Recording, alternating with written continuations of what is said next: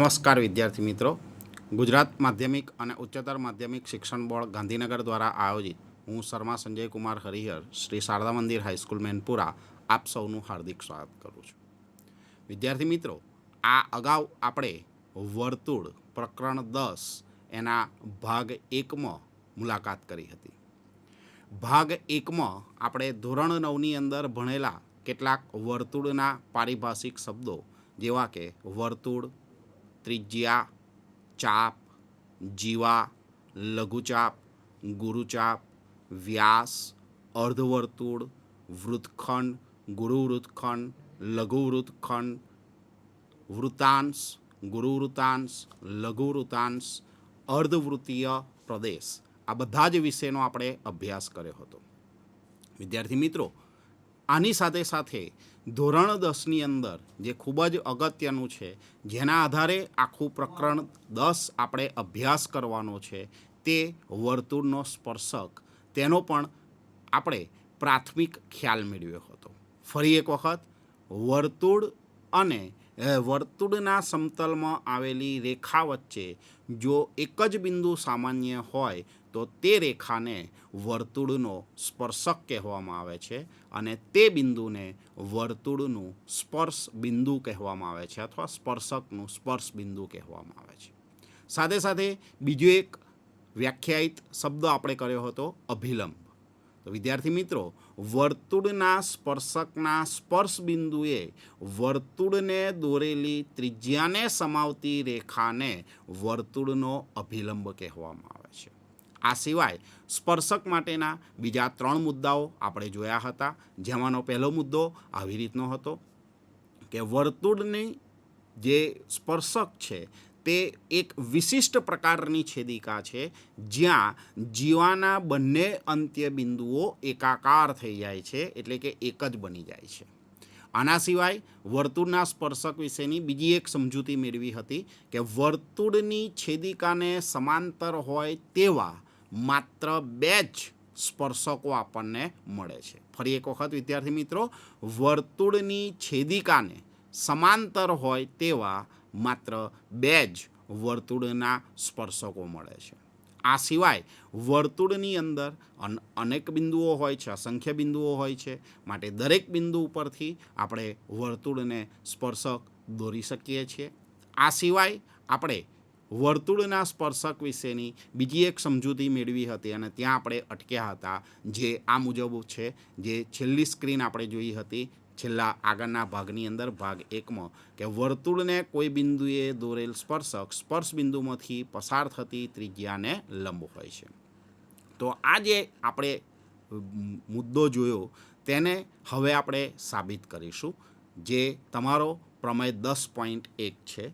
પરીક્ષામાં પ્રમેય 10.1 લખો એવું નથી પૂછાતું, પણ પરીક્ષાની અંદર આવી રીતે પૂછાય છે, સાબિત કરો કે વર્તુળના સ્પર્શકના સ્પર્શ બિંદુએ દોરેલી ત્રિજ્યા એ વર્તુળને જે સ્પર્શક છે તેને લંબ હોય છે. એટલે કે વર્તુળને કોઈ બિંદુએ દોરેલ સ્પર્શક સ્પર્શ બિંદુમાંથી પસાર થતી ત્રિજ્યાને લંબ હોય છે, જે આપણે સાયકલના વ્હીલના તાર જે છે, સ્પોક છે, તે અને જમીન સાથે બનતા ખૂણા સ્વરૂપે આપણે જોયું હતું.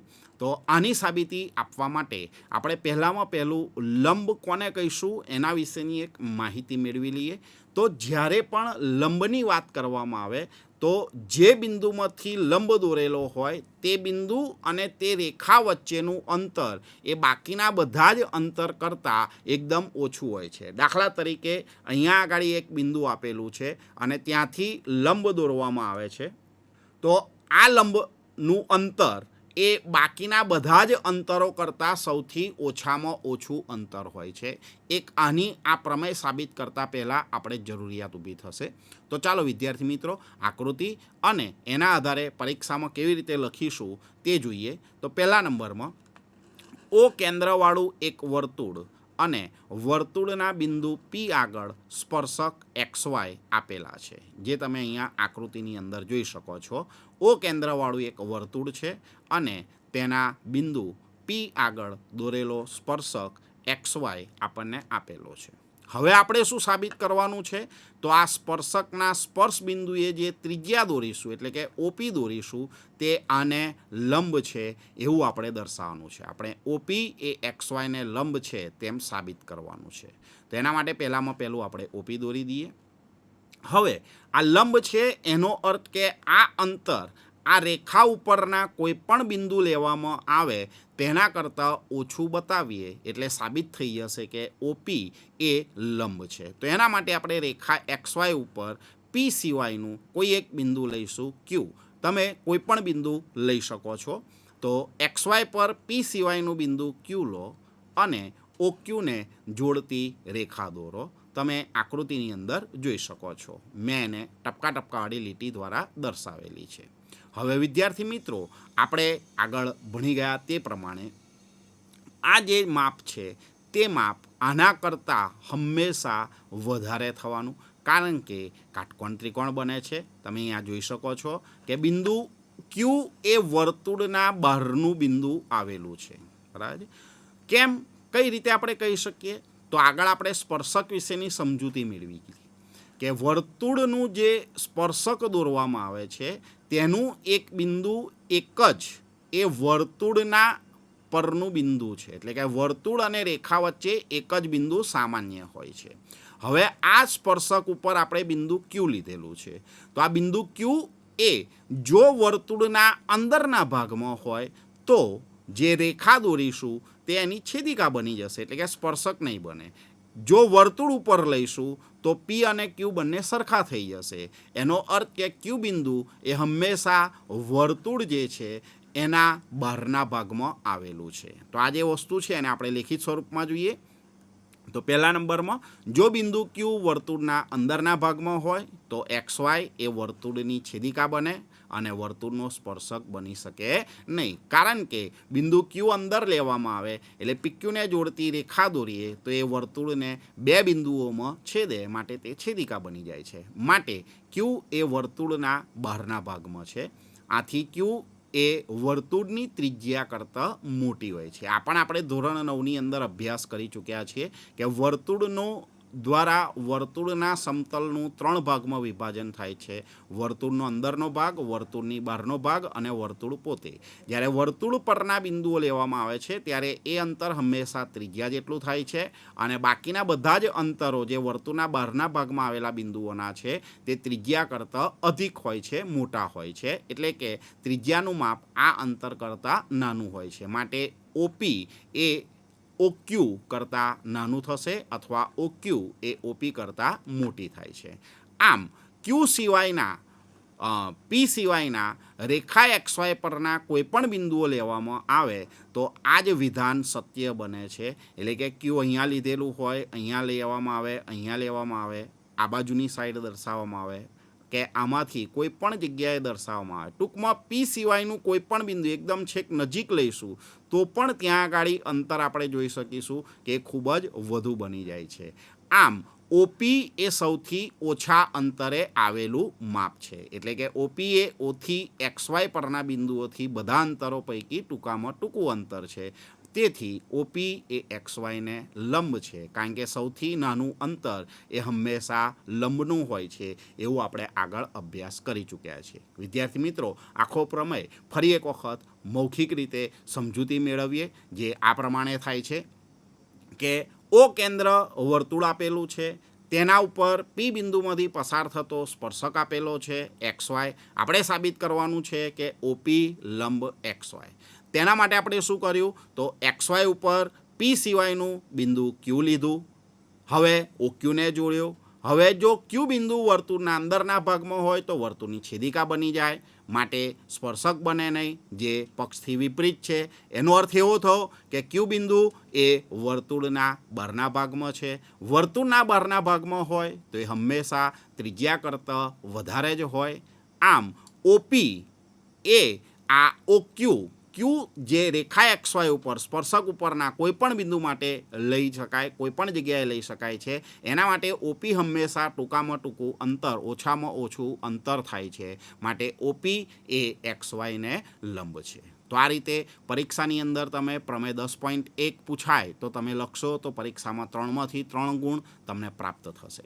વિદ્યાર્થી મિત્રો, ખૂબ જ સહેલો પ્રમેય છે, વાક્ય રચનાના સ્વરૂપમાં છે અને સરળતાથી તમે પરીક્ષાની અંદર એના ગુણ પ્રાપ્ત કરી શકો છો.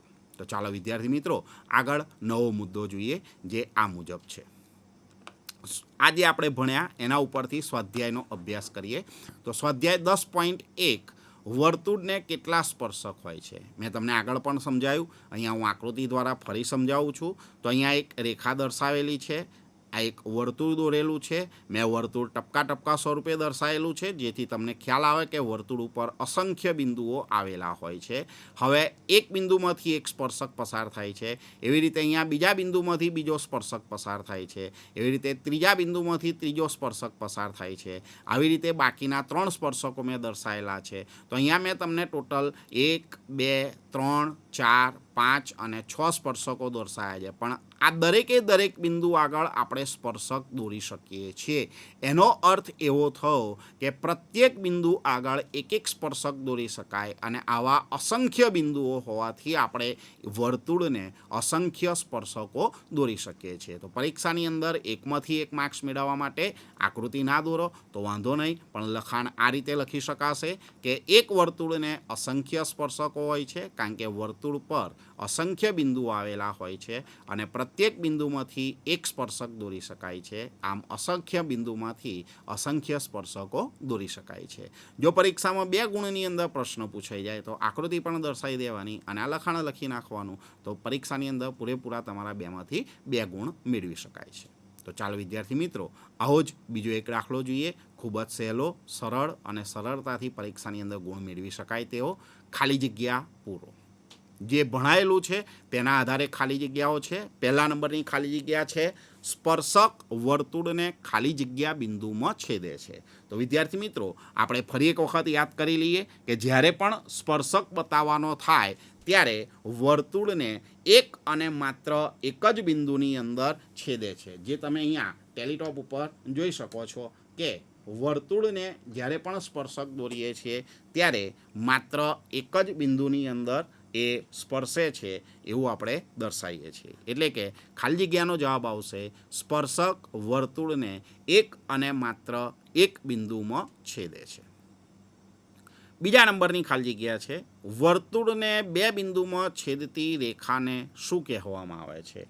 તો વર્તુળને 2 બિંદુમાં છેદતી રેખાને વર્તુળની છેદિકા કહેવામાં આવે છે. આગળ આપણે ભણી ગયા છીએ કે 2 બિંદુ જ્યારે વર્તુળ પર આવેલા હોય ત્યારે જીવા બને છે અને જીવાને સમાવતી રેખા એ વર્તુળની છેદિકા કહેવામાં આવે છે.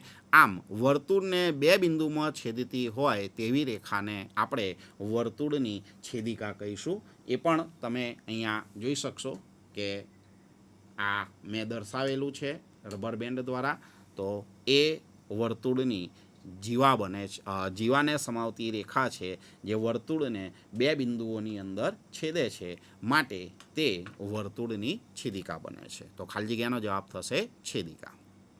એવી રીતે ત્રીજા નંબરની ખાલી જગ્યા આપેલી છે, વર્તુળને વધુમાં વધુ ખાલી જગ્યા સમાંતર સ્પર્શક હોય છે.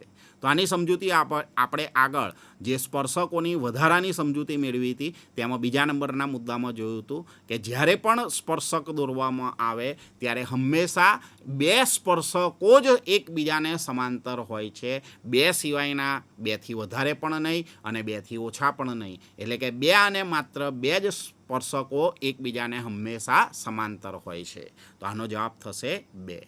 અને આવી જ રીતે ચોથા નંબરની ખાલી જગ્યા છે જે આ મુજબ છે, વર્તુળ અને સ્પર્શકના સામાન્ય બિંદુને શું કહેવામાં આવે છે વિદ્યાર્થી મિત્રો. તો વર્તુળ અને સ્પર્શકના સામાન્ય બિંદુને સ્પર્શ બિંદુ કહેવામાં આવે છે.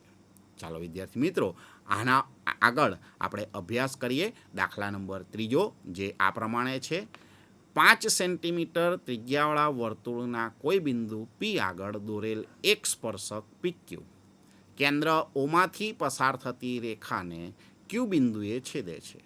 OQ બરાબર 12 સેન્ટીમીટર હોય તો PQની લંબાઈ શોધો. એટલે કે સ્પર્શકની લંબાઈ શોધવાનું કહ્યું છે. આકૃતિ તમે અહીંયા જોઈ શકો છો કે O કેન્દ્રવાળું વર્તુળ છે. પી બિંદુ આગળ દોરેલો એક સ્પર્શક છે PQ. કેન્દ્ર ઓમાંથી પસાર થતી રેખાને ક્યુ બિંદુએ છેદે છે. ઓમાંથી પસાર થતી રેખાને ક્યુ બિંદુએ છેદે છે. OQ બરાબર 12 સેન્ટીમીટર છે અને PQની લંબાઈ આપણને શોધવાની કહી છે અને ત્રિજ્યા આપણને 5 આપેલી છે. તો વિદ્યાર્થી મિત્રો, આગળ આપણે પ્રમેય નંબર 10.1નો અભ્યાસ કર્યો. તેના આધારે આપણે માહિતી મેળવી કે વર્તુળના સ્પર્શકના સ્પર્શ બિંદુએ જે ત્રિજ્યા દોરેલી હોય છે તે સ્પર્શકને લંબ હોય છે, અથવા ત્રિજ્યા આગળ જે સ્પર્શ બિંદુએ દોરેલી ત્રિજ્યા હોય તે સ્પર્શકને લંબ હોય છે. એનો અર્થ કે ત્રિકોણ OPQ એ કાટકોણ ત્રિકોણ બનશે અને કાટકોણ ત્રિકોણ આવે એટલે આપણે પ્રકરણ 6માં અભ્યાસ કરેલો છે. પાયથાગોરસનો પ્રમેય આવે. પાયથાગોરસનો પ્રમેય એટલે કે કર્ણનો વર્ગ એ કાટખૂણો બનાવતી બે બાજુઓના વર્ગના સરવાળા જેટલો હોય છે. એટલે કે OQનો વર્ગ એ OPના વર્ગ અને PQના વર્ગના સરવાળા જેટલો થાય છે. વિદ્યાર્થી મિત્રો, અહીંયા MCQ સ્વરૂપનો પ્રશ્ન છે માટે મેં ડાયરેક્ટ જવાબ લખેલો છે. પરીક્ષાની અંદર જો આ જ પ્રશ્ન 2 માર્ક્સની અંદર પૂછાય તો તમારે આગળ લખવું પડે કે ત્રિકોણ OPQ એમાં ખૂણો P બરાબર 90, કારણ કે પ્રમેય નંબર 10.1 માટે ત્રિકોણ OPQ કાટકોણ ત્રિકોણ છે. માટે પાયથાગોરસનો પ્રમેયનો ઉપયોગ કરતા આવી રીતે આપણને મળે OQનો વર્ગ બરાબર OPનો વર્ગ વત્તા PQનો વર્ગ.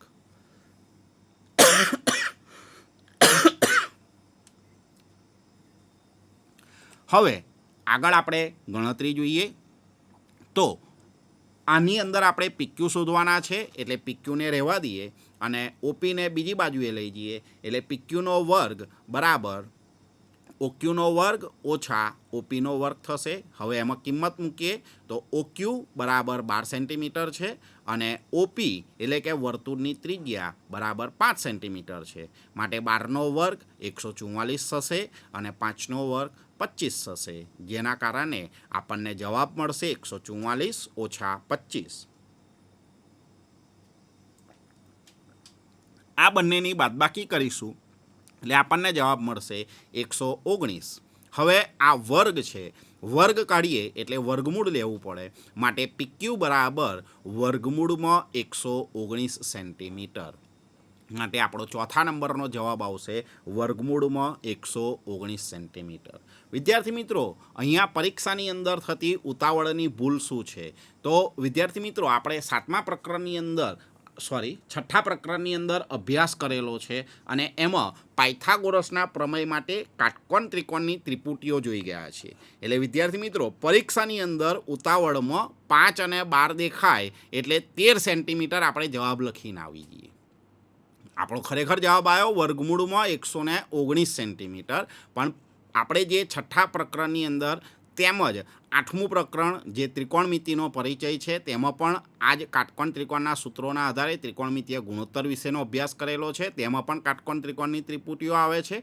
તો એનો અભ્યાસ કરેલો છે એ મુજબ 5 અને 12 દેખાય એટલે આપણને 13 જ યાદ આવે છે. પણ અહીંયા ખરેખર વિદ્યાર્થી મિત્રો ધ્યાન રાખવાનું છે કે જે OQ એટલે કે કર્ણ છે એ 12 આપેલો છે અને બાજુનું માપ એ આપણને એટલે ત્રિજ્યાનું માપ આપણને 5 આપેલું છે. માટે આનો જવાબ વર્ગમૂળમાં 119 સેન્ટીમીટર થાય છે. માટે વિદ્યાર્થી મિત્રો ખાસ ધ્યાન રાખવાનું, પરીક્ષાની અંદર જ્યારે પણ રકમ આપેલી હોય ત્યારે રકમને 2 વખત વાંચો, સમજો શું આપેલું છે એ જુઓ અને ત્યાર પછી જ દાખલાની ગણતરી કરો. ઉતાવળમાં ગણતરી કરશો નહીં તો પરીક્ષામાં આવડતું હોવા છતાં 1 માર્ક્સ જતો રહેશે. હવે આ સ્વાધ્યાયનો છેલ્લો દાખલો જે આ મુજબ છે.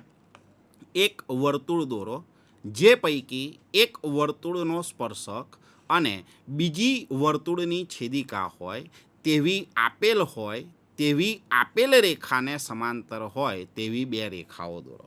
વિદ્યાર્થી મિત્રો, આને આપણે પ્રાયોગિક રીતે જોઈશું, પછી આપણે સ્ક્રીન ઉપર જોઈશું. તો તમે ટેલિટોપ ઉપર જોઈ શકો છો. હું એક વર્તુળ દર્શાવું છું, જેવી રીતે આપણને કહ્યું છે એ પ્રમાણે જે વર્તુળ દર્શાવું છું. તો એક વર્તુળ દોર્યું. હવે એક રેખા આપણને આપેલી છે તો હું એક રેખા દોરું છું, જે તમે અહીંયા જોઈ શકો છો. આ વર્તુળ જે છે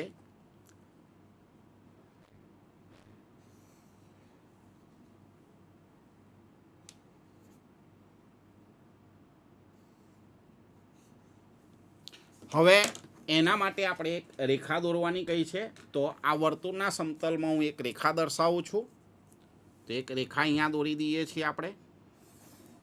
હવે આ રેખાને સમાંતર હોય તેવા આપણે એક સ્પર્શક દોરવાનો છે, જે હું અહીંયા દર્શાવું છું. આ સ્પર્શક થઈ ગયો, આપેલી રેખાને સમાંતર છે તેવો. અને બીજા નંબરમાં આ જે રેખાને સમાંતર હોય તેવી વર્તુળની છેદિકા દોરવાની છે. તો આ વર્તુળની છેદિકા થઈ ગઈ. વિદ્યાર્થી મિત્રો, પ્રશ્ન આપણને પૂછેલો છે કે વર્તુળની અંદર આપેલી હોય તેવી રેખા ને સમાંતર હોય તેવો સ્પર્શક અને તેને સમાંતર હોય તેવી છેદિકા દોરો. તો હવે તમે આ જ વસ્તુને સ્ક્રીન ઉપર પણ જોઈ શકો છો, જે આ પ્રમાણે થશે. તો અહીંયા તમે જોઈ શકો છો વર્તુળ, એની બહાર એક રેખા છે, એને સમાંતર હોય તેવો આ સ્પર્શક છે અને તેને જ સમાંતર હોય તેવી આ છેદિકા છે. એટલે કે એક વર્તુળ દોરો, જે આપણે પ્રેક્ટિકલી પણ જોયું. એક વર્તુળનો સ્પર્શક અને બીજી વર્તુળની છેદિકા હોય તેવી આપેલી હોય તેવી આપેલ રેખાને સમાંતર, એટલે આપેલી હોય તેવી આપેલ રેખાને સમાંતર હોય તેવો એક સ્પર્શક અને છેદિકા દોરવાની છે. તો વિદ્યાર્થી મિત્રો, ખૂબ જ સરળ છે, સહેલું છે. પરીક્ષાની અંદર 1 માર્ક્સ આપણે આના આધારે મેળવી શકીએ છીએ. વિદ્યાર્થી મિત્રો, પણ હંમેશા રકમ 2 વખત વાંચો, એને સમજો અને ત્યાર પછી જ એનો જવાબ લખવાની શરૂઆત કરો. નહીં તો ઉતાવળની અંદર ભૂલ થશે અને એના કારણે ગુણ કપાશે. તો ચાલો વિદ્યાર્થી મિત્રો, હવે આપણે નવા મુદ્દા વિશે અભ્યાસ કરીએ. તો નવો મુદ્દો આપણને આવો આપેલો છે: સમતલના કોઈ બિંદુમાંથી વર્તુળના સ્પર્શકોની સંખ્યા. તો અહીંયા તમે ટેલીટોપ ઉપર પહેલાં આપણે સમજીશું અને ત્યાર પછી આપણે આ પીપીટીની અંદર જોઈશું. સમતલના બિંદુમાંથી, તો અહીંયા સમતલની અંદર ઘણા બધા બિંદુઓ દર્શાવેલા છે. એક તો આ વર્તુળના જ બિંદુઓ છે. ત્યાર પછી એક બિંદુ મેં અહીંયા અંદર દર્શાવેલું છે, આ વર્તુળનું કેન્દ્ર છે. અને બાકીના બધા બિંદુઓ મેં બહારની બાજુએ દોરેલા છે. તો જ્યારે પણ આપણે વર્તુળની ઉપર સમતલનું કોઈ પણ બિંદુ લેવામાં આવે, હું અંદરનું બિંદુ લઉં છું, તો અંદરના બિંદુની અંદરથી જ્યારે પણ હું વર્તુળને સ્પર્શકો દોરું છું, તો એક પણ સ્પર્શક દોરી શકતો નથી. કારણ કે જેવું જ આની સાથે હું જોઈન્ટ કરું છું કે તૈયારીમાં આ રેખા એ વર્તુળને 2 બિંદુઓમાં છેદે છે. એનો અર્થ કે જો બિંદુ વર્તુળના અંદરના ભાગમાં આપેલું હોય તો તેમાંથી વર્તુળને એક પણ સ્પર્શક દોરી શકાતો નથી. હવે જો વર્તુળ પરનું બિંદુ હોય તો તેમાંથી આપણે આગળ ભણી ગયા તે પ્રમાણે એક અને માત્ર એક જ સ્પર્શક દોરી શકાય છે. હવે જો વર્તુળની બહારનું બિંદુ હોય તો, જેમ કે અહીંયા બહારનું બિંદુ મેં લીધેલું છે, તો વર્તુળની બહારનું બિંદુ હોય તો તેમાંથી વર્તુળને 2 સ્પર્શકો દોરી શકાય છે, જે તમે અહીંયા જોઈ શકો છો. એક આ સ્પર્શક છે અને બીજો આ સ્પર્શક છે. આ જે આખો છે તે, અને અહીંયાથી આ જે ભાગ આવ્યો તે અહીંયા લાલ પોઈન્ટ સુધી ત્યાં આગળ એ ટચ કરે છે. તો આ જ વસ્તુને હવે આપણે પીપીટી સ્વરૂપે જોઈશું, જે તમે અહીંયા જોઈ શકો છો. તો વર્તુળની અંદરના ભાગનું બિંદુ છે, તેમાંથી પસાર થતી રેખા દોરીશું તો તે વર્તુળને છેદે છે, માટે તે વર્તુળની છેદિકા બની જાય છે. હવે એટલે કે વર્તુળના અંદર આપેલા બિંદુમાંથી વર્તુળને કોઈ સ્પર્શક દોરી શકાતો નથી. હવે વર્તુળ પરનું બિંદુ લઈએ આપણે. તો વર્તુળ પરના બિંદુમાંથી એક અને માત્ર એક જ સ્પર્શક દોરી શકાય છે. અને જો વર્તુળની બહારનું બિંદુ લઈએ તો તેમાંથી વર્તુળને 2 સ્પર્શકો દોરી શકાય છે. વિદ્યાર્થી મિત્રો, આવી કંઈક વસ્તુ જોઈને તમને યાદ આવે છે? પહેલી પરીક્ષાની તૈયારી કરતા હતા ત્યારે 11મું પ્રકરણ રચના, અને એની અંદર આ રચનાઓ જ્યારે તમે દોરી હતી ત્યારે આ પ્રકારની વર્તુળની રચનાઓ તમારે સ્પર્શકની કરવાની હતી. તો 11મા પ્રકરણની અંદર જે આપણે 2 સ્પર્શકો દોર્યા હતા અને ત્યાં પ્રેક્ટિકલી પણ આપણે જોયું હતું અને માપ્યું હતું પણ ખરું કે આ જે બંને સ્પર્શકો છે, સ્પર્શકોની લંબાઈ, જે સ્પર્શકની લંબાઈ છે, સમાન હોય છે. તો આપણે હજુ સ્પર્શકની લંબાઈ વિશે અભ્યાસ કરવાનો છે અને આ સ્પર્શકો જે 2 મળે છે તે કેમ સરખા મળે છે તેની સાબિતી પણ જોવાની છે. તો અહીંયા જોઈ શકો છો કે વર્તુળની બહારના બિંદુમાંથી વર્તુળને 2 સ્પર્શકો મળે છે. તો આમ આપણે કહી શકીએ છીએ કે વર્તુળની અંદરના ભાગમાં હોય તો એક પણ સ્પર્શક ના મળે, વર્તુળ પર બિંદુ હોય તો એક સ્પર્શક મળે, અને વર્તુળના બહારના ભાગમાં હોય તો બે સ્પર્શકો દોરી શકાય છે. વિદ્યાર્થી મિત્રો, હવે આગળ આપણે સ્પર્શકની લંબાઈની વાત કરીએ. તો સ્પર્શકની લંબાઈ એટલે શું? તો વર્તુળના બહારના બિંદુ અને તે બિંદુમાંથી દોરેલ સ્પર્શકના વર્તુળ સાથેના સ્પર્શ બિંદુને જોડતા રેખાખંડની લંબાઈને તે બિંદુથી વર્તુળના સ્પર્શકની સ્પર્શ લંબાઈ કહે છે. આકૃતિ દ્વારા સમજીએ એટલે ખ્યાલ આવે તમને. વર્તુળની બહારના બિંદુ એટલે આ વર્તુળની બહારનું બિંદુ અહીંયા જે દર્શાવેલું છે તે, અને તે બિંદુમાંથી દોરેલ સ્પર્શકના વર્તુળ સાથેના સ્પર્શ બિંદુને, એટલે તે બિંદુમાંથી દોરેલ વર્તુળ પરના સ્પર્શકના સ્પર્શ બિંદુને, એટલે અહીંયાથી આખી રેખા સ્વરૂપે છે, પણ આ ફૂલ સ્ટોપ અહીંયા જે બિંદુ દર્શાવેલું છે એ બિંદુ અને આ બિંદુ એ બેને જોડતો જે રેખાખંડ છે તેની લંબાઈને જ, પછી એની બહારનો ભાગ આ પણ નહીં આવે અને એની બહારનો ભાગ આ પણ નહીં આવે, આ બંને ભાગ આવશે નહીં. માત્ર આ બે અંત્ય બિંદુઓની વચ્ચે જેટલો ભાગ છે રેખાનો, એટલે કે રેખાખંડ જે આ બન્યો બે અંત્ય બિંદુઓના કારણે, એટલી જ લંબાઈને વર્તુળના સ્પર્શકની સ્પર્શ લંબાઈ કહેવામાં આવે છે. તો હવે આકૃતિના સંદર્ભની અંદર જોઈએ તો ઓ કેન્દ્રવાળા વર્તુળના બહારના બિંદુ ક્યુમાંથી વર્તુળને દોરેલા સ્પર્શકનું સ્પર્શ બિંદુ પી છે, માટે તેના સ્પર્શકની લંબાઈ PQ બનશે. આમ રેખાખંડ PQની લંબાઈને બિંદુ ક્યુમાંથી વર્તુળને દોરેલા સ્પર્શકની લંબાઈ કહેવામાં આવે છે. વિદ્યાર્થી મિત્રો, આના આધારે આપણે સ્પર્શકની લંબાઈ માપી શકીએ છીએ, અને એના આધારે પ્રમેય નંબર 10.2 આપણે અભ્યાસ કરવાનો છે. તો વર્તુળની બહારના બિંદુમાંથી દોરેલા જે બે સ્પર્શકો છે તે બંને સ્પર્શકોની લંબાઈ સમાન હોય છે, આવું આપણે સાબિત કરવાનું છે. તો આના માટે પરીક્ષાની અંદર આ રીતે પૂછાય કે સાબિત કરો કે વર્તુળના બહારના ભાગમાં આવેલા બિંદુમાંથી દોરેલા બંને સ્પર્શકોની સ્પર્શ લંબાઈ સમાન હોય છે. તેની સાબિતી કેવી રીતે આપીશું અને સમજૂતી કેવી રીતે લઈશું તે જોઈએ. તો પહેલામાં પહેલું અહીંયા આકૃતિ દર્શાવેલી છે. બિંદુ O એટલે કેન્દ્ર O વાળું એક વર્તુળ આપેલું છે, તેની બહારનું બિંદુ P છે, અને Pમાંથી દોરેલા સ્પર્શકો વર્તુળને Q અને R બિંદુમાં સ્પર્શે છે, માટે PQ અને PR એ સ્પર્શકોની સ્પર્શ લંબાઈ થશે. તો આને આપણે લખીએ અહીંયા, કારણ કે અહીંયા આપણને કોઈ નામ નથી આપેલું. હા, તમને ઈચ્છા થાય તો તમે આ O બિંદુ, P બિંદુ, Q બિંદુ અને R બિંદુ સિવાય કોઈ પણ નામ લઈ શકો છો, અને કોઈ પણ નામ લઈ અને તમે પ્રમેયની સાબિતી આપી શકો છો. તો O કેન્દ્રવાળું વર્તુળની બહારનું બિંદુ P અને બહારના બિંદુ Pમાંથી વર્તુળને સ્પર્શકો PQ અને PR આપેલા છે. આપણે શું સાબિત કરવાનું છે? તો આ સ્પર્શકોની લંબાઈ સમાન છે, એટલે કે બહારનું બિંદુ અને સ્પર્શકના સ્પર્શ બિંદુ સુધીના રેખાખંડનું માપ, એટલે કે PQ અને PR આપણે સરખા બતાવવાના છે.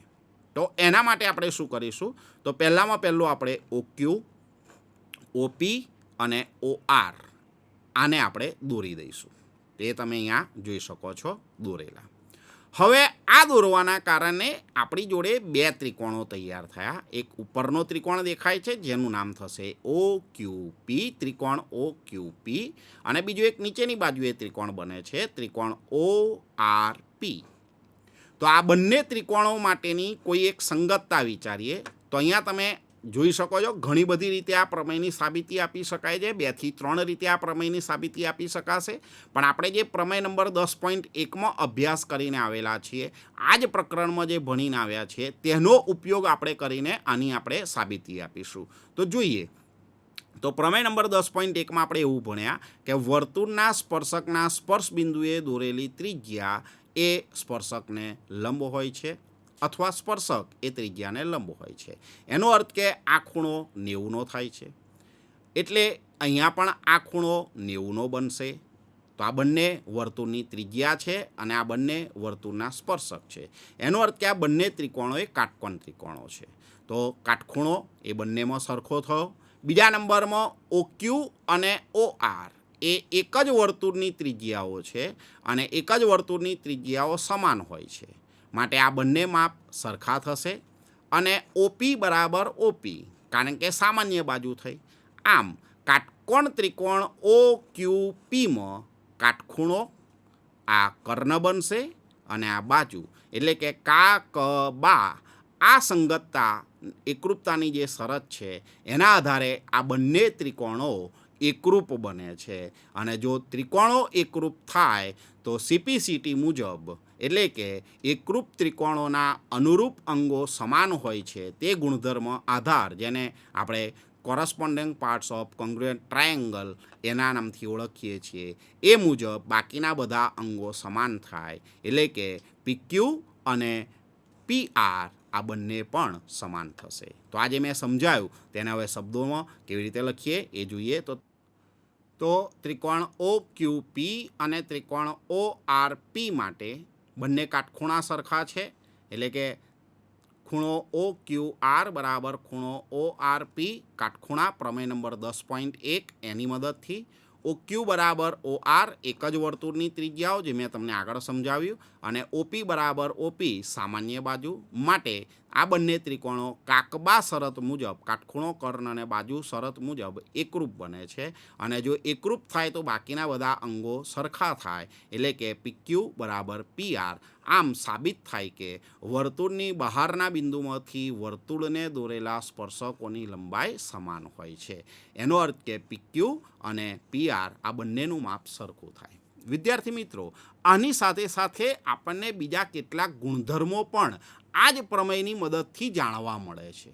સીપીસીટી મુજબ આપણે બંને સ્પર્શકોની સ્પર્શ લંબાઈ સરખી મેળવી, પણ એની સાથે સાથે આપણે બીજી બાબત પણ સમાન મેળવી શકીએ છીએ જે તમે આકૃતિની અંદર જોઈ શકો છો, જે આ મુજબ છે. તમે જોશો આકૃતિની અંદર તો ખૂણો QOP અને ખૂણો ROP આ બંને પણ સીપીસીટી મુજબ સમાન થાય છે. એવી જ રીતે ખૂણો QPO અને ખૂણો RPO એ પણ સીપીસીટી મુજબ સમાન થાય છે. એનો અર્થ કે જે ઓપી રેખાખંડ છે એટલે કે વર્તુળની બહારનું બિંદુ અને વર્તુળનું કેન્દ્ર, જેમાંથી આપણે વર્તુળના બહારના બિંદુમાંથી સ્પર્શકો દોરેલા છે તે બહારના બિંદુ અને કેન્દ્રને જોડતો જે રેખાખંડ છે અથવા કિરણ છે અથવા રેખા છે એ આ સ્પર્શકના સ્પર્શ બિંદુએ જે કેન્દ્ર આગળ બનાવેલો ખૂણો છે તેને બે સરખા ભાગમાં વિભાજિત કરે છે. એટલે કે બહુ સરળ ભાષામાં કહીએ તો અહીંયા જે આપણે રેખા દોરીશું તે રેખાના કારણે આખા ખૂણાનું બે સમાન ભાગમાં વિભાજન થાય છે અને આ બંને ખૂણા સરખા બને છે. એવી જ રીતે આ બંને ખૂણા પણ સરખા બને છે. આનો ઉપયોગ આપણે દાખલાઓની ગણતરી કરવા માટે કરવો પડશે. ફરી એક વખત વિદ્યાર્થી મિત્રો, આ બંને ત્રિકોણો એકરૂપ થવાના કારણે સીપીસીટી મુજબ આ માપ અને આ માપ તો સરખું થયું જે આપણે પ્રમેયમાં સાબિત કરવાનું હતું, પરંતુ સાથે સાથે ખૂણો QOP અને ખૂણો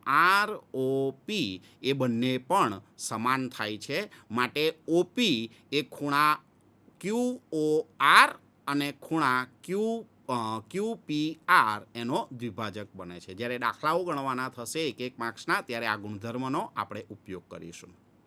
વિદ્યાર્થી મિત્રો, આગળ જે આપણે અભ્યાસ કરવાનો છે તે સ્વાધ્યાય 10.2 એનો પહેલા નંબરનો દાખલો છે. બિંદુ ક્યુમાંથી દોરેલા વર્તુળના સ્પર્શકની લંબાઈ 24 સેન્ટીમીટર અને વર્તુળના કેન્દ્રથી તેનું અંતર 25 સેન્ટીમીટર હોય તો વર્તુળની ત્રિજ્યા ખાલી જગ્યા છે. વિદ્યાર્થી મિત્રો, પહેલામાં પહેલું જ્યારે પણ ભૂમિતિના દાખલા પૂછાય ત્યારે હંમેશા યાદ રાખો કે આકૃતિ દોરી દો અને તમે જેવી જ આકૃતિ દોરશો કે તૈયારીમાં તમારો દાખલો એકદમ સરળ બની જશે. તો અહીંયા આકૃતિ તમે જોઈ શકો છો કે ઓમાંથી દોરેલા વર્તુળના સ્પર્શકની લંબાઈ 24 સેન્ટીમીટર છે. અહીંયા મેં સ્પર્શક લીધેલો છે PQ, તો એની લંબાઈ 24 થઈ ગઈ અને વર્તુળના કેન્દ્રથી તેનું અંતર 25 સેન્ટીમીટર છે. એટલે OQનું માપ થઈ ગયું 25 સેન્ટીમીટર.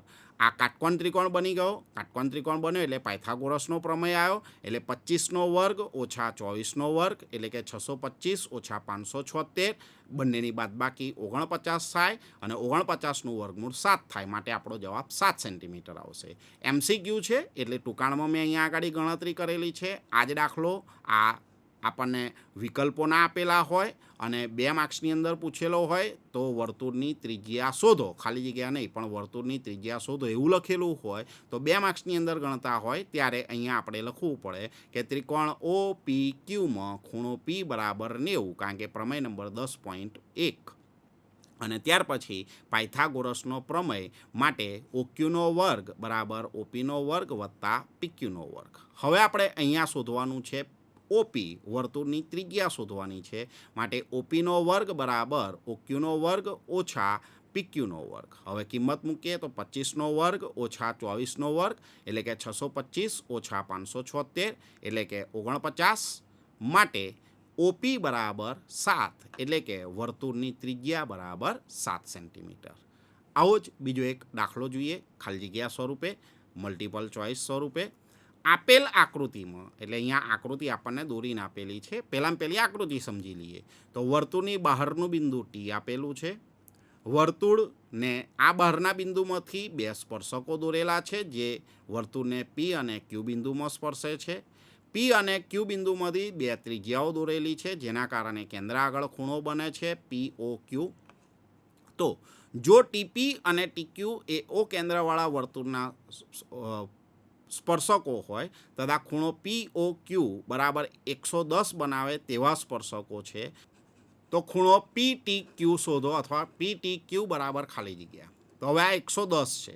આગળ આપણે શીખી ગયા કે વર્તુળના સ્પર્શકના સ્પર્શ બિંદુએ દોરેલી ત્રિજ્યા અને લંબ હોય છે, એટલે આ 90નો ખૂણો બનશે, આ 90નો ખૂણો બનશે.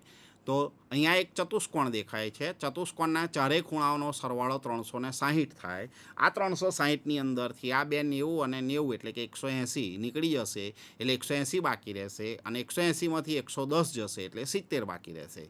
આમ તો જોવા જાવ તો આ જે ચતુષ્કોણ છે એ ચતુષ્કોણ ચક્રીય ચતુષ્કોણ છે, અને ચક્રીય ચતુષ્કોણના સામસામેના ખૂણાઓ પૂરક હોય છે, માટે એમનો સરવાળો 180 થાય. હવે તમને પ્રશ્ન થાય, સાહેબ આના 4 શિરોબિંદુઓ કઈ એક જ વર્તુળ પર આવેલા છે? પણ આ વર્તુળ પર નથી, પણ જ્યારે અહીંયા બીજું એક વર્તુળ દોરવામાં આવે તો એ બીજા વર્તુળ ઉપર આ 4 શિરોબિંદુઓ આવે અને આવે જ. તો હવે આપણે ચતુષ્કોણના ગુણધર્મો પ્રમાણે ખાલી જગ્યા જોઈએ તો એ આ પ્રમાણે બનશે. ચતુષ્કોણ પી ઓ ક્યુ ટી એમાં ખૂણો પી વત્તા ખૂણો ઓ વત્તા ખૂણો ક્યુ વત્તા ખૂણો ટી બરાબર 360.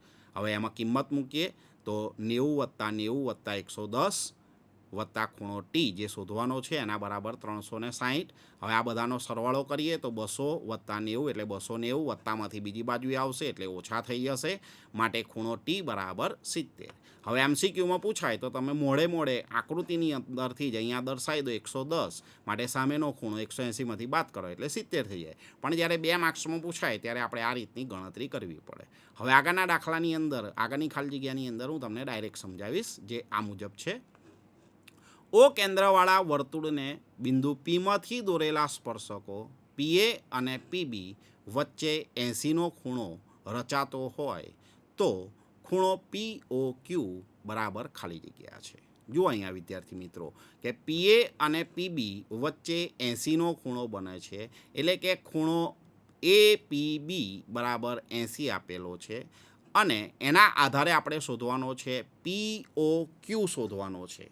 તો એને આપણે આકૃતિ દ્વારા સમજીએ તો આકૃતિ દ્વારા આ રીતે સમજી શકાશે, જે તમે અહીંયા ટેલિટોપ ઉપર જોઈ શકશો. વર્તુળ દોરી દઈએ.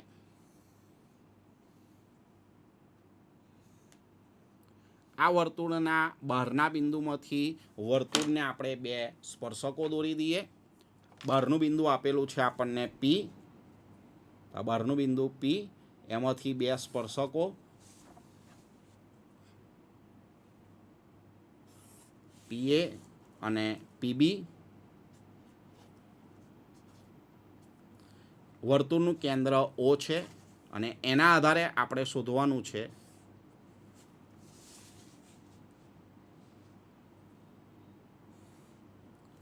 ખૂણો ઓ પી ક્યુ, ક્યુ નહીં પણ અહીંયા બી, ખૂણો ઓ પી બી શોધવાનો છે. હવે આ ખૂણો આપણને 80નો આપેલો છે. હવે આગળ આપણે શીખી ગયા એ પ્રમાણે આ કાટખૂણો બનશે, હવે આગળ જે પ્રમેય નંબર 10.2 શીખ્યા એમાં જે આ ઓપી છે એ આપેલા ખૂણાનો દ્વિભાજક બને છે, માટે આ ખૂણો જે બનશે 40નો બનશે. હવે આ કાટકોણ ત્રિકોણ થયો. કાટકોણ ત્રિકોણના ત્રણેય ખૂણાઓના માપનો સરવાળો 180 થાય. એક ખૂણો 90નો છે, એક ખૂણો 40નો છે, માટે આ જે બાકી રહેલો ખૂણો છે તે 50નો થશે. આ રીતે આપણે ડાયરેક્ટ શોધી શકીએ છીએ. અથવા જે હમણાં આગળ ભણ્યા ચતુષ્કોણના ચારેય ખૂણાઓનો સરવાળો 180 થાય છે એ પદ્ધતિથી પણ આ દાખલાની આપણે ગણતરી કરી શકીએ છીએ. માટે આનો જવાબ આપણને મળે છે 50. હવે આગળ ચોથા નંબરના દાખલાની રકમ જોઈએ, જે સાબિત કરો કેનો દાખલો છે. જે રકમ આ મુજબ છે. સાબિત કરો કે વર્તુળના વ્યાસના અંત્યબિંદુએ દોરેલા સ્પર્શકો પરસ્પર સમાંતર હોય છે. એટલે કે વર્તુળના વ્યાસના અંત્યબિંદુ ઉપર દોરેલા સ્પર્શકો, તો આપણે પહેલામાં પહેલું નામ નથી આપેલા તો નામ લઈ લઈએ. તો ઓ કેન્દ્રવાળા વર્તુળનો વ્યાસ PQ છે. AB અને CD એ વ્યાસ PQના અંત્યબિંદુએ દોરેલા સ્પર્શકો છે. તો આકૃતિ જોઈએ તો આકૃતિ આ પ્રમાણે થશે. ઓ કેન્દ્રવાળા વર્તુળમાં PQ વ્યાસ છે અને P અને Q અંત્યબિંદુએ દોરેલા સ્પર્શકો P ઉપરથી AB અને Q ઉપરથી CD છે. આપણે શું સાબિત કરવાનું છે? તો આ બંને સ્પર્શકો એકબીજાને સમાંતર છે તેવું સાબિત કરવાનું છે. એટલે કે આપણે AB સમાંતર CD સાબિત કરવાનું છે. પહેલાં મૌખિક રીતે આપણે આખો દાખલો જોઈ લઈએ કેવી રીતે સાબિત થાય છે. તો વિદ્યાર્થી મિત્રો, આ P બિંદુએ સ્પર્શક દોરેલો છે, માટે પ્રમેય નંબર 10.1 મુજબ ખૂણો APO અથવા OPA એ 90નો બનશે. તે જ રીતે ખૂણો OQD એ પણ 90નો બનશે. વિદ્યાર્થી મિત્રો, આ બંને 90 છે એટલે સરખા થઈ ગયા. પણ તમે આકૃતિની અંદર જોઈ શકો છો કે બે સમાંતર રેખાઓની છેદિકાથી બનતા તમને આ ખૂણાઓને ભેગા કરો એટલે કંઈક આકાર દેખાય છે, જે ઝેડ આકાર છે. અને ઝેડ આકારથી યુગ્મકોણ બને છે. એટલે કે આ બંને ખૂણાઓ યુગ્મકોણની જોડના ખૂણા છે અને જે સમાન થયા માટે આપેલી રેખાઓ એ સમાંતર થાય. આ રીતે પરીક્ષાની અંદર તમે લખાણ લખો એટલે પરીક્ષામાં તમને પૂરેપૂરા 3માંથી 3 અને જો 4 ગુણનો પ્રશ્ન પૂછાય તો 4માંથી 4 ગુણ મળી જાય. પણ સમજવાનું જરૂરી છે કે મને શું આપેલું છે દાખલાની અંદર અને મારે શું સાબિત કરવાનું છે. તો ચાલો વિદ્યાર્થી મિત્રો, જે આપણે સમજ્યા તેને હવે આગળ લખાણ સ્વરૂપે જોઈએ. તો પહેલા નંબરમાં જે મેં તમને સમજાવ્યું તે કે AB એ વર્તુળને P બિંદુએ દોરેલ સ્પર્શક છે અને OP એ સ્પર્શ બિંદુ Pમાંથી દોરેલ ત્રિજ્યા છે. એનો અર્થ ખૂણો OPA બરાબર 90 થશે પ્રમેય નંબર 10.1 મુજબ. તે જ રીતે CD એ Q બિંદુએ દોરેલ સ્પર્શક છે અને OQ એ સ્પર્શ બિંદુ Qમાંથી દોરેલી ત્રિજ્યા છે, માટે ખૂણો જે બને છે તે OQD એ 90નો થશે પ્રમેય નંબર 10.1. આ બંને ખૂણાની ડાબી બાજુ સરખી છે, માટે જમણી બાજુ પણ સમાન થાય છે, જે તમે અહીંયા જોઈ શકો છો. OPA વત્તા OQD બરાબર 90. OPA વત્તા OQD બરાબર 90. હવે આ બંને ખૂણાઓ શેના કારણે બન્યા? તો આ બે રેખાઓ અને એની છેદિકા PQ, એટલે કે રેખા AB અને રેખા CDની છેદિકા PQથી બનતા યુગ્મકોણો છે, અંતઃયુગ્મકોણો છે. પરંતુ આ બે ખૂણાઓ રેખા AB અને રેખા CDની છેદિકા PQ દ્વારા બનતા અંતઃયુગ્મકોણ છે. અને જો અંતઃયુગ્મકોણ સમાન હોય તો ધોરણ 9માં આપણે શીખી ગયા હતા 6થા પ્રકરણની અંદર પ્રમેય સ્વરૂપે કે જો યુગ્મકોણો સમાન થાય તો તે બંને રેખાઓ સમાંતર થાય. માટે સાબિત થાય છે કે AB સમાંતર CD. વિદ્યાર્થી મિત્રો, આપણે પરીક્ષાની અંદર સાબિત કરો કે એનો દાખલો પૂછાઈ જાય ને એટલે ગભરામણમાં મુકાઈ જઈએ છીએ. અને એમાં પ્રમેય સિવાયનો પૂછાય એટલે આપણે તકલીફમાં મુકાઈ જઈએ છીએ. પણ પ્રમેય સિવાયનો પણ પ્રશ્ન પૂછાયો હોય તો પણ કોઈ પણ પ્રકારનું ટેન્શન લેવાની જરૂર નથી. પ્રમેય સિવાયનું જ્યારે પૂછાયું હોય ત્યારે રકમમાં સાબિત કરવાનું શું કહેલું છે અને સાબિત કરવા માટે શું આપેલું છે એના ઉપર તમે ધ્યાન કેન્દ્રિત કરો. જે તમને આપેલું છે એના આધારે તમે કઈ કઈ બાબતો જાણો છો જેનો ઉપયોગ તમે કરી શકો છો એ વસ્તુને ધ્યાનમાં રાખો. અને એ પ્રમાણે તમે શાંતિથી આગળ સ્ટેપ બાય સ્ટેપ ગણતરી કરતા જશો તો તમારા પરીક્ષાની અંદર પૂરેપૂરા સાબિત કરો કે એના દાખલાની અંદર પણ ગુણ મેળવી શકાશે. તો ચાલો વિદ્યાર્થી મિત્રો, આવો જ સાબિત કરો કેનો એક બીજો દાખલો જોઈએ, જેની રકમ આ મુજબ છે.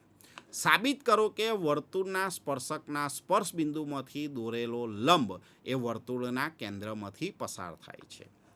વર્તુળના સ્પર્શકના સ્પર્શ બિંદુ, તો અહીંયા તમે આકૃતિની અંદર જોઈ શકો છો કે વર્તુળનું કેન્દ્ર મેં ઓ લીધેલું છે, સ્પર્શક PQ લીધેલો છે અને સ્પર્શ બિંદુ Q લી છે. તો આને જ્યારે લંબ દોરીશું તે સ્વાભાવિક વસ્તુ છે કે વર્તુળના કેન્દ્રમાંથી જ પસાર થશે, પણ આપણને અહીંયા સાબિત કરવાનું કહ્યું છે, એટલે મેં અહીંયા એક બિંદુ લીધેલું છે, એ બિંદુ. હવે આ એ બિંદુ ને Q બિંદુ, એટલા માટે મેં એને ટપકા ટપકા વડે દર્શાવેલું છે. તો આ AQ એ PQને લંબ છે એવું આપણે દર્શાવીશું. એનો અર્થ કે આપણે જે આ પ્રમેયની સાબિતી આપવા જઈ રહ્યા છીએ એ ધોરણ 9ની અંદર સાબિતીની રીતો ભણ્યા હતા, પરોક્ષ સાબિતીની રીત, અને એમાં એક રીત ભણ્યા હતા અનિષ્ટાપતિની રીત. એ પ્રમાણે આપીશું. એટલે આપણે જે સાબિત કરવાનું છે એને આપણે ખોટું ધારી લઈએ છીએ અને પછી સાબિતી આપતા એવું લાવીશું કે આ જે આપણે ધારેલું છે ખોટું છે, માટે બંને એક સરખું થઈ જાય છે. આવું આપણે ધોરણ 10ની અંદર પહેલા પ્રકરણની અંદર અસમય સંખ્યાઓ સાબિત કરવા માટે કરી ચૂક્યા છીએ. તો ચાલો વિદ્યાર્થી મિત્રો જોઈએ જે આપેલું છે તેને લખાણ સ્વરૂપે કેવી રીતે લખી શકાશે અને કેવી રીતે સાબિત કરાશે.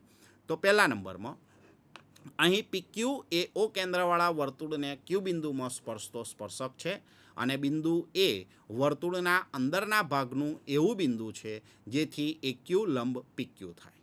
બરાબર છે, આપણે આ ખોટું ધારેલું છે, આપણને પણ ખ્યાલ છે. પછી આપણે આ એ બિંદુ અને O બિંદુને સરખા બનાવીશું, એટલે કે AQP અને OQP આ બંનેને સમાન બતાવી દઈશું. માટે A બરાબર O થશે, માટે OP એ જેવી રીતે AQ લંબ PQ છે એવી રીતે OQ લંબ PQ થઈ જશે. તો ધારો કે AQ એ કેન્દ્ર ઓમાંથી પસાર થતી નથી, આવું આપણે ધારી લીધેલું છે અનિષ્ટાપતિની રીત મુજબ. તો હવે જો આવું હોય તો ખૂણો AQP બરાબર 90નો થાય, પ્રમેય નંબર 10.1 પ્રમાણે, કે આ AQ એ વર્તુળના સ્પર્શકના સ્પર્શ બિંદુ છે, તો ત્યાં આગળ લંબ આપેલો છે, માટે 90નો ખૂણો બની જાય. પરંતુ પ્રમેય નંબર 10.1 મુજબ વર્તુળના સ્પર્શકના સ્પર્શ બિંદુએ દોરેલી ત્રિજ્યા એ લંબ હોય છે, માટે ખૂણો OQP એ 90નો બની જાય છે. હવે આની બંનેની ડાબી બાજુ સરખી થઈ, માટે જમણી બાજુ સરખી થઈ જાય, એટલે કે ખૂણો AQP બરાબર ખૂણો OQP થાય. આવું ક્યારે શક્ય બની શકે? તો જ્યારે A અને O બંને સમાન હોય. આવું ત્યારે જ શક્ય બને જ્યારે AQ અને OQ સંપાતી હોય, સમાન હોય, સરખા હોય, એટલે કે એ બિંદુ એ O બિંદુ ઉપર સંપાતી થતું હોય, બંને સમાન બિંદુ હોય તેમ. એટલે કે AQ લંબ PQ છે, માટે OQ લંબ PQ થશે. આથી AQ એ વર્તુળના કેન્દ્રમાંથી પસાર થાય છે એવું આપણે આ સાબિત કર્યું છે. જો વિદ્યાર્થી મિત્રો કેટલું સરળતાથી સહેલી રીતે આપણે આ સાબિત કર્યું. તો વિદ્યાર્થી મિત્રો આજે આપણે જે આ વર્તુળનો ભાગ 2 છે તેની અંદર વર્તુળના સ્પર્શક એના પ્રમેય નંબર 10.1, પ્રમેય નંબર 10.2 એનો અભ્યાસ કર્યો. ત્યારબાદ સ્વાધ્યાય 10.1ના દાખલાઓ, ખાલી જગ્યાઓ અને પ્રશ્નોનો અભ્યાસ કર્યો. 10.2ના ગણતરીવાળા દાખલા જોયા અને 2 સાબિતીવાળા દાખલા જોયા. એની સાથે સાથે વર્તુળના સમતલમાં આવેલા બિંદુમાંથી વર્તુળને કેટલા સ્પર્શકો દોરી શકાય તેની પણ સમજૂતી આપણે મેળવી. વિદ્યાર્થી મિત્રો આવી જ રીતે આપણે સાબિત કરો કે ના બીજા જે દાખલાનો અભ્યાસ કરવાનો છે તે આપણે નવા ભાગની અંદર જોઈશું. નમસ્કાર.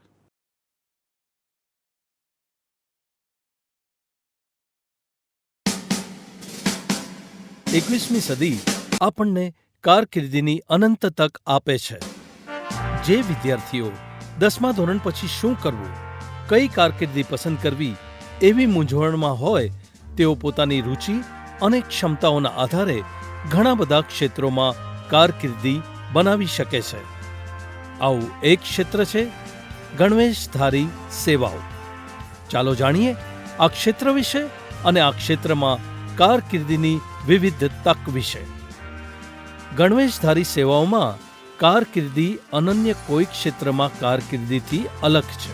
તેમાં અસાધારણ હિંમત, બહાદુરી, બલિદાન અને માતૃભૂમિ માટે પ્રેમની આવશ્યકતા છે. આ બેજોડ ગુણો અને તેને ખૂબ જ આદરણીય અને પ્રતિષ્ઠિત કારકિર્દી બનાવે છે. સૈનિકો અને અધિકારીઓ જે આપણી સરહદોને સુરક્ષિત કરે છે, તેનાથી માંડીને ચોકીદાર સુધી બધા લોકો આ ગણવેશધારી સેવાઓના ક્ષેત્રમાં આવે છે. ગણવેશધારી સેવાઓને 4 મુખ્ય કેટેગરીમાં વર્ગીકૃત કરી શકાય છે. પ્રથમ પ્રકાર ડિફેન્સ ફોર્સ અથવા આર્મી, નેવી અને એરફોર્સ છે. બીજા પ્રકારમાં અર્ધલશ્કરી દળોનો સમાવેશ થાય છે, એટલે કે ભારતીય કોસ્ટ ગાર્ડ, આસામ રાઇફલ્સ અને સ્પેશિયલ ફ્રન્ટિયર ફોર્सेस. ત્રીજા પ્રકારમાં કેન્દ્ર અને રાજ્ય સશસ્ત્ર પોલીસ દળો છે. તેમાં મુખ્યત્વે central reserve police force, border security force, Indo Tibetan border police, central industrial security force, સશસ્ત્ર સીમા બલ, રેલવે પ્રોટેક્શન ફોર્સ અને સ્ટેટ રિઝર્વ પોલીસ ફોર્સનો સમાવેશ થાય છે. અને ચોથા પ્રકારમાં સિવિલ ડિફેન્સ ઓર્ગેનાઇઝેશન, હોમગાર્ડ અને ફાયર બ્રિગેડ સેવાઓનો સમાવેશ થાય છે. વય અને શિક્ષણની વિવિધ લાયકાતોના આધારે આમાંની કોઈ પણ સેવામાં જોડાવવું શક્ય છે. આ ક્ષેત્રે માનસિક અને શારીરિક રૂપે ફિટ હોવું જરૂરી છે. 12મું ધોરણ પૂર્ણ કર્યા પછી 17 થી 21 વર્ષની વયની વચ્ચે કોઈ પણ વ્યક્તિ ફિટનેસ ટેસ્ટ, મેડિકલ ટેસ્ટ અને લેખિત પરીક્ષા માટે લાયક છે, જે ગણવેશધારી સેવાઓમાં પ્રવેશવા માટે ફરજિયાત છે. શારીરિક સૌષ્ઠવ, કઠિન પરિશ્રમ, પ્રકૃતિ અતિ મહત્વના છે. કોઈ પણ વ્યક્તિ જે આ માપદંડ પાર કરે છે તે સૈનિક અથવા કોન્સ્ટેબલ તરીકે સશસ્ત્ર દળો, પોલીસ અથવા અર્ધલશ્કરી દળોમાં જોડાવા માટે લાયક છે.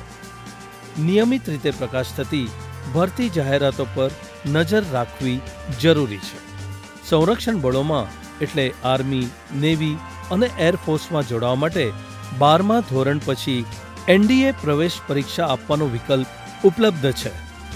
આ પરીક્ષા યુપીએસસી દ્વારા લેવામાં આવે છે.